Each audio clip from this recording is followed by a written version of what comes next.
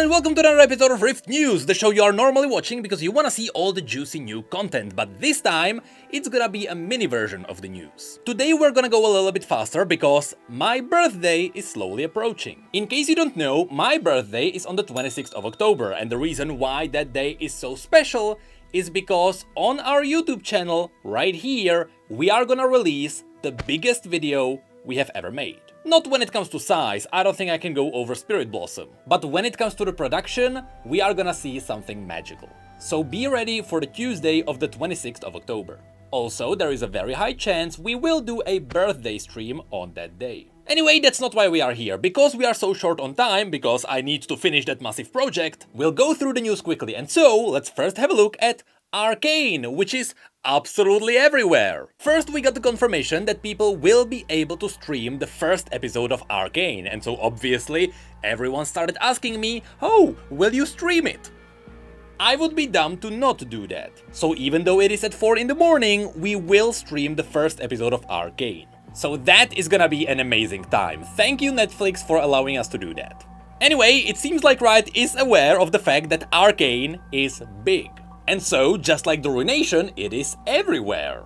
I really hope the events are gonna be good. First, it appeared in League, where we got skins based on the show. There is Arcane Jace, or Young Jace, who has his university uniform, and I wouldn't be surprised if the splash art was taken directly from the show. I wouldn't be surprised if in Arcane this was a scene there, when he has a presentation about the discoveries about the Hextech.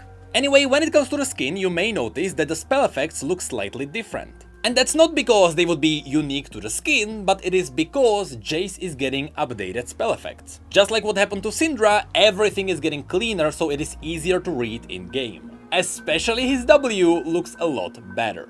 Then we have Arcane Vi wearing her street jacket. But notice that she has the hex core on her back. I wonder if that will have any significance to the lore. Speaking of which, you may also see that the Atlas gauntlets look slightly different. I wonder if that's because they had to make the gauntlets slightly different so that it would be different from the original skin, or if once again there is a lore reason behind this. Even though they look a bit more advanced, maybe these are the prototype. And once again, you may notice that the spell effects look slightly different. But this time around, they seem to be unique to this skin. It is not confirmed whether this is the base update, so we'll see in the future. And lastly, there is also Arcane Jinx, who is not available on PBE yet. But the model is there, and so it was already data mined. On top of that, they showed the splash art in TFT.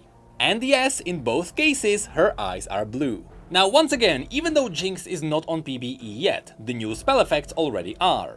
You can see that just like the rest, everything is just a lot smoother. But the biggest thing about Jinx's new spell effects is that finally the hitboxes are accurate. Especially if you have a look at her W, the differences are night and day. This is the reason why every now and then, even though her W looked really thin, you got hit anyway. It's because in reality, when it comes to the hitbox, it is really thick. And finally, her chompers also show the range. So now we are finally able to read Jinx's spells. Now, when it comes to how we will be able to acquire these skins, all the description says is that these are celebrating the Riot X Arcane event.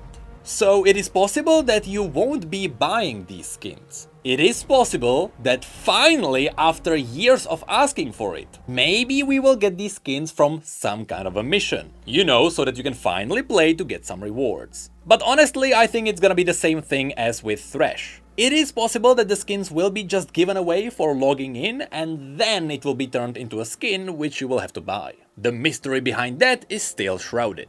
Anyway, of course, with all of these skins, Victorious Blitzcrank finally hit PBE as well. All I can say is, it looks really awesome.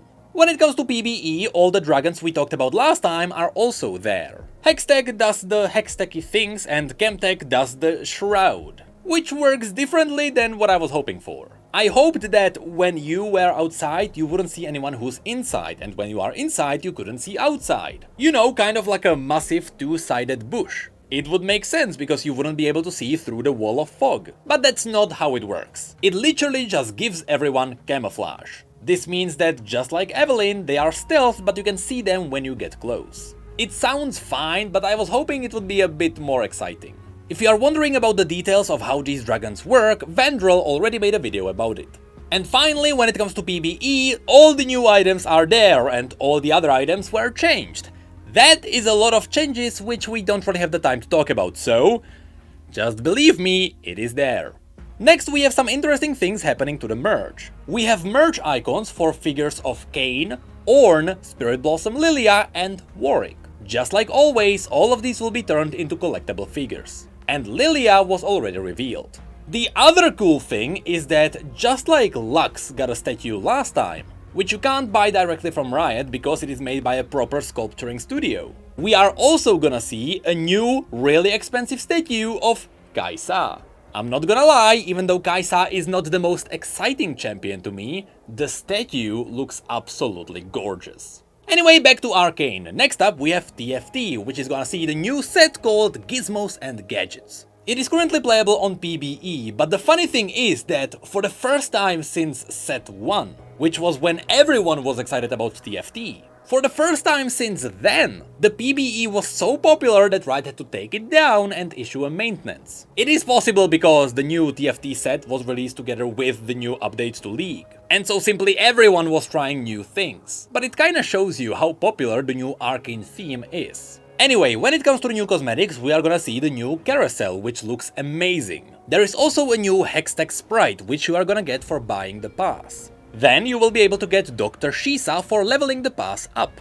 And there will be more purchasable little legends later, out of which we only got 2 revealed. First there is the platypus called Duckbill, and there is also Gloop. Lastly, because of Surrender at 20, we know the name of the last one. It will be Pixiemander, which I assume is gonna be some kind of a pixie and a salamander. Maybe. Of course, we are also gonna see new scientific booms and 5 new boards. Out of these, 3 are gonna come from the past, and they are based on scenes from Arcane. There is the one with the Zoonite Underground, the Piltover Academy, and what seems to be Heimerdinger's workshop. And then there are 2 paid boards based on Vi and Jinx. The Jinx board is from when she got crazy. In all the details you may find the rabbit, which she was hugging when she was a child, and also the training dummy with the face of Vi. The other one is obviously for Vi, because there we are in the arcade, which we have seen in the previous trailers. And this takes us to a whole new feature for TFT! Chibified champions! These look really awesome. And I hate them. I am really not the targeted demographic. I hate chibified things. That's why I have always hated Funko Pops. And even the little figures are walking the line. But that's just my personal issue. So let's have a look at the issue that everyone else has. The price is gonna be 1900 RP. This is more expensive than a legendary skin. Now, the reasoning behind this is that they come fully upgraded and they have their own boom, which we were able to buy separately previously as well. You were able to buy, for example, the Wukong Bonk for less than 500 RP, together with the price of a little legend that would still be about 400 RP cheaper than all the other little legends. So why are they so expensive? Well, apparently they have unique animations, just like literally every other little legend. But to quote the post about them, these chibified champions also come packed with personality.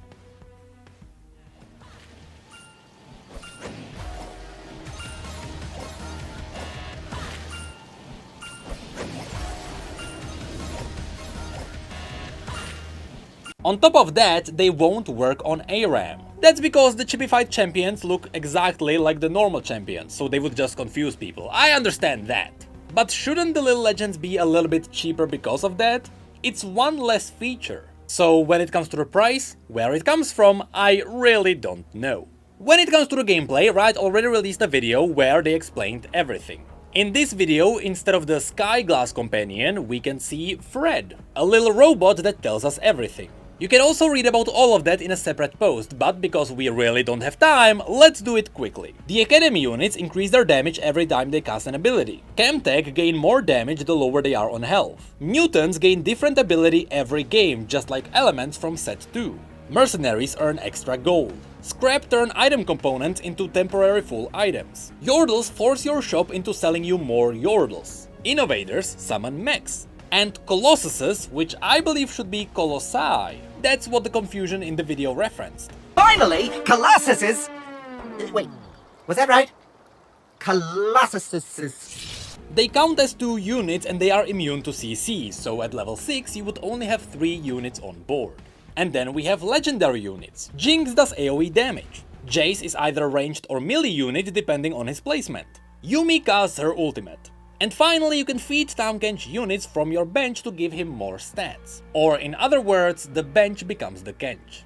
And then comes the augments, which are the gimmick of this set. We can sort of separate the augments into 3 categories. There are the ones that affect your traits. For example, you can make it that all of your units get the Old Exile trait, or that your board will automatically count as 2 Imperials. Then there are the offensive augments, such as those that give you health and damage on all units that hold at least 1 item. And then there are the utility augments, such as those that give you a small chance to get a free reroll every time you roll, or you can just straight up get 2 loaded dice. During the course of a game, we will see 3 augments, 1 in early game, 1 in mid game, and 1 in late game.